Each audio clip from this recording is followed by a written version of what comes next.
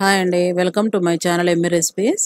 ఈరోజు నేను లంచ్ బాక్స్లోకి సాంబార్ రైస్ చేస్తున్నానండి. పిల్లలకు కట్టేయచ్చు, మనము తినొచ్చు. పెద్దగా ఇబ్బంది ఏముండదండి, త్వరగానే చేసుకోవచ్చు. నెయ్యి వేయడం వల్ల గట్టిపడదు, మనం ఎలాగ చేసామో అలాగే ఉంటుందన్నమాట, బాగా మెత్తగా.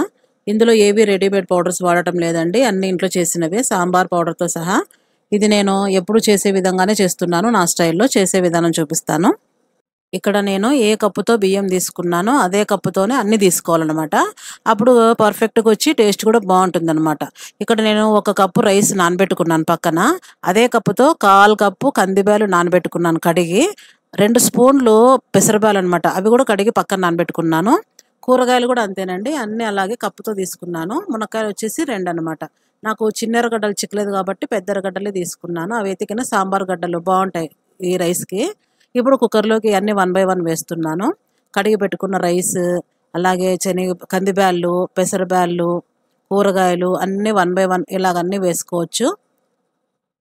ఇక్కడ టమాటాలు కూడా వేస్తున్నాను, ఎందుకంటే బాగా టేస్ట్ వస్తుంది అనమాట. చింతపండు కొంచెం తక్కువ వేసుకున్నా బాగుంటుంది. కొంచెం ఎర్రగా మాగిన టమాటాలు వేసుకోండి. ఇవన్నీ వేసుకున్నాక ఇవి మాత్రం పక్కన ఉడకబెట్టుకోవాలండి. ఇందులోనే వేసామంటే చిదిగిపోతాయి అన్నీ. కొంచెం సాల్ట్ వేసి పక్కన ఉడకబెట్టి పక్కన పెట్టేసుకుందాము. అలాగే 2 రెమ్మల కరివేపాకును, కొద్దిగా ఆయిల్, కొంచెం పసుపు, ఇవి మునిగేంత వరకు వాటర్ వేసుకోవాలి. అలాగే 1 స్పూన్ కారం పొడి, ఇంట్లో చేసిన జీలకర్ర మెంతి పొడి అండి, సాంబార్ పౌడర్ అంటాం కదా, ఇది లింక్ ఇస్తానండి, కింద డిస్క్రిప్షన్లో ఉంటుంది. అలాగే చింతపండు వచ్చేసి ఇది నిమ్మకాయ అంతా కడిగి పక్కన నానబెట్టుకోవాలి వేడి నీళ్ళల్లో. ఇప్పుడు మూత పెట్టేసి 3 విజిల్లు ఇచ్చాక చూద్దామండి. బాగా ప్రెషర్ పోయింది కదా, బాగా మెత్తగా ఉడికింది అనమాట. పక్కన వేడి నీళ్ళు కాగబెట్టి పెట్టుకోవాలి, ఎందుకంటే చన్నీళ్ళు పోయకూడదు. చన్నీళ్ళు పోసినామంటే సప్పదన్నం వస్తుంది, అదిగాక ఇరిగిపోతుంది అనమాట అన్నము. ఇప్పుడు చింతపండు గుజ్జు అనమాట చూపించినాను కదా, నిమ్మకాయ అంతా, అదంతా గుజ్జు తీసుకొని ఇలా వేసుకున్నాక తగినంత సాల్ట్ వేసుకొని బాగా గలబెట్టుకుందాము. స్టవ్ హైలోనే ఉండాలండి ఫ్లేము.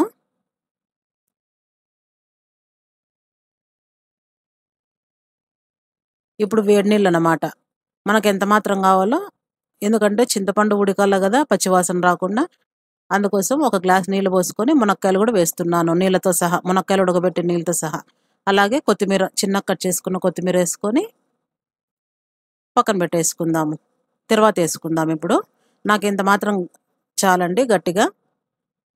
ఇది చల్లగైనా కూడా గట్టిగా ఏమి ఉండదండి, బాగా మెత్తగా ఉంటుంది. ఇలా బాగా 4 పక్కల కుత ఉడికాక స్టవ్ బంద్ చేసుకుందాం మూత పెట్టేసి. ఇప్పుడు తర్వాతకి కడాయి పెట్టేసుకొని 2 చెంచాల ఆయిల్ వేసుకొని, ఇంక అన్నీ మామూలు తర్వాత గింజలు అవన్నీ రొటీన్గా వేసేటివేనండి. ఏమంటే గోడంబి వేస్తున్నాను 10, ఎందుకంటే క్యారీ కట్టించినప్పుడు పిల్లలు బాగా ఇష్టంగా తినేస్తారనమాట, లంచ్ బాక్స్ ఖాళీ చేసుకొస్తారు. ఇవన్నీ వేసాక 1 స్పూన్ కారం పొడి వేసేసి దాంట్లో కలుపుకోవడమే.